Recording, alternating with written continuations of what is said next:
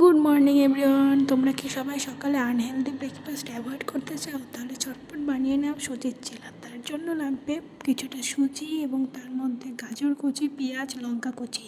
সেটা দিয়ে জল দিয়ে সুজিটাকে ভালোভাবে মিক্স করে নেবে এবং কিছু সময়ের জন্য ঢাকা দিয়ে রেখে দেবে এবং তার মধ্যে ধনে গুঁড়ো, হলুদ গুঁড়ো এবং লবণ দিয়ে মিক্স করবে ভালোভাবে।